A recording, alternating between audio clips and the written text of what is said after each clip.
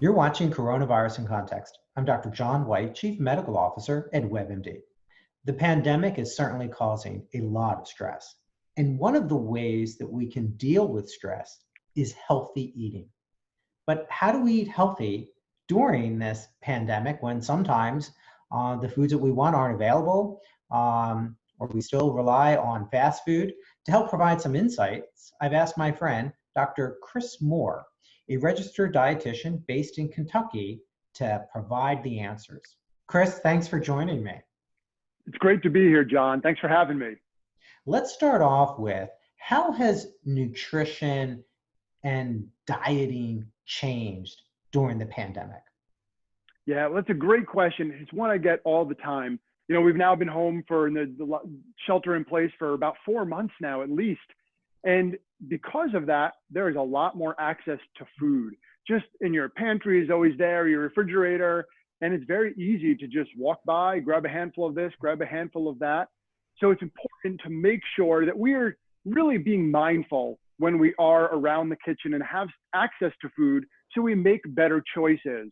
To me, that means having fresh foods available. For us, for our kids, we make sure we have fresh fruit on the countertop, even prepped veggies on the countertop. So when they walk by, they'll grab a handful of this and a handful of that. They think they're sneaking food, but we know they're getting great options and great nutrition. Have you changed how you shop and how you buy groceries? We have, just with the nature of what's going on. You're certainly doing a lot more grocery delivery than we ever did. So we are still picking the same foods, obviously, if they're available. So still making sure we get the same fresh produce. Studies have shown that it is perfectly safe, and we know that, of course, including lots of fruits and vegetables are very healthy. So trying to have as much access to that as we can is important. Has snacking changed? You mentioned those fresh fruits and vegetables on the countertop. Any other changes in the Mohr's snacking routine? Yeah, I think for us, it has. Certainly with our kids. Of course, they've been home now since the middle of March. And for them, that's very, very different. So a lot of it was just eating out of boredom, just like we do as adults. So that's why, again, we try to make the better for you foods available and easy access. Kids are most of the time not going to be hungry or bored and go into the refrigerator and start peeling carrots. So we do that prep work for them, the legwork for them, to make sure they have easy access.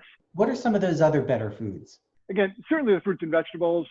Nuts are a great one as well. So our kids like pistachios, for example. They love the cracking off the shell of the nuts. Takes them a long time to eat them too. So that barrier of slowing you down from putting just a handful into your mouth has been great. So things like that, with the nuts around, the fresh fruit and vegetables around, hummus, guacamole, all those easy options, again, we want to have available so we all make better choices. Because let's face it, being stuck in our house, sometimes we just get bored and want to just snack on meaningless food. And you can make homemade guacamole as well. That's not hard to do. But absolutely. Everyone's been talking about pandemic cooking. People are obviously not going out to restaurants or not as often. Tell us how we can cook with our kids during the pandemic. Yeah, that's such a great question and an important one. I think it's really important just in general to get your kids in the kitchen. Now, of course, we want to be, age appropriate depending where they are and their abilities, but the more we can expose our kids to quality foods, the better off they're going to be down the road. And I honestly think that's one of the biggest challenges we have, pandemic or not, is the lost art of cooking. Right. People are not in the kitchen as much, but now we have the ability, like you said, we're not going out as much. Or maybe we're not doing takeout.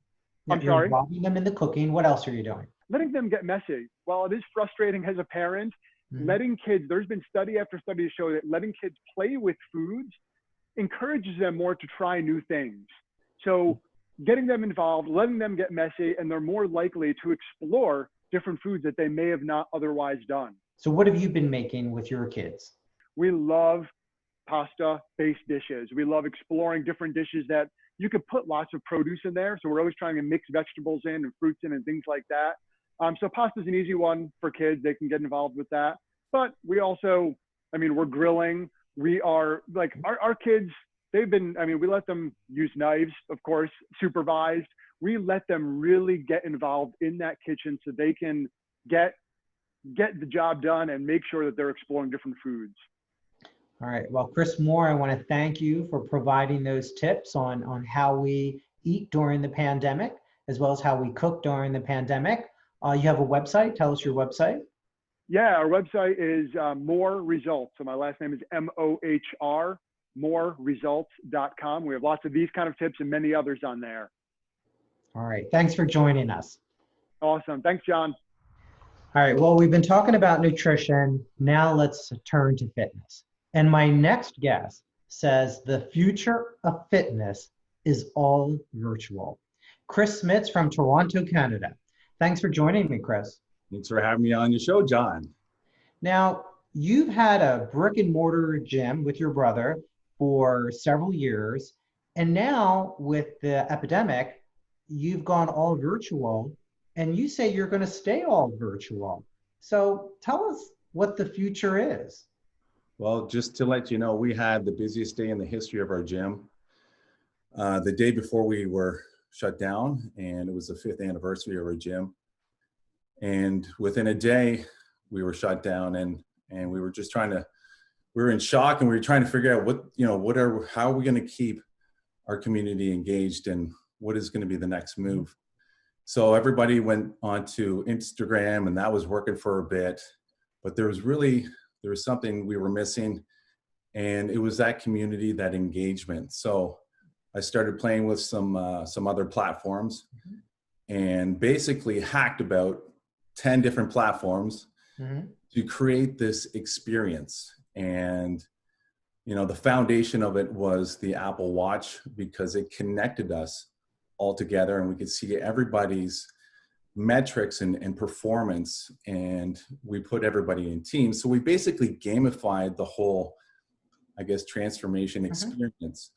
So you made it about community as opposed to me individually watching a certain type of aerobics class or abs class. Your platform and format says community is what's going to be successful when it comes to fitness. Community connection, the coaching aspect. When you tie that all together and you make it real time, where people feel like they're being watched, especially through the Zoom platform that we're using as well, it's a game changer, because it provides the accountability where if you don't show up, I'm going to call you out. And, even if you're performing an exercise wrong, I will offer some form adjustments. And you think the home is the future. Is that right? That, if we really want to get healthy and fit, let's focus on doing it in the home. Is that right? Well, I think the predominant source of your fitness and your wellness should start in your house, in your home. You need to have an area where you can do a workout in front of a TV, or, using your watch, or using your phone. It doesn't need to be complex. You can use dumbbells. I have people using wine bottles. Finally, they're putting them to good use. And then we have people using some knapsacks. So it's just, that should be the predominant source of your fitness. And then I think there's going to be a hybrid model.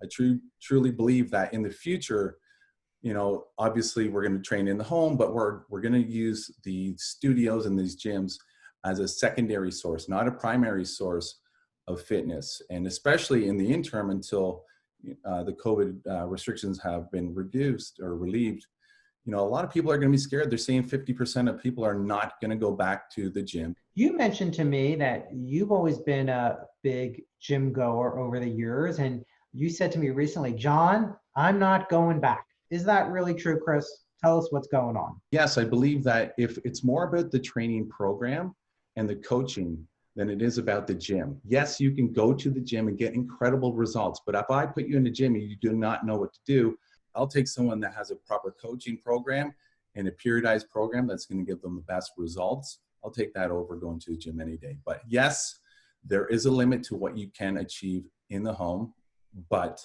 the idea is to gradually build your home gym with some dumbbells. Potentially down the road, you could get a bar with some plates, with some bands, and a Swiss ball. I think those are really the foundational pieces of equipment. And, with that, you can do a lot. And this is a good way to adapt during the pandemic when one can't go to a gym or don't want to go to a gym, that they actually can still get on a fitness routine and become healthy. Chris, I want to thank you for taking time to speak with me today. Thank you very much for having me on your show, John. I really appreciate it. And I want to thank you for watching Coronavirus in Context.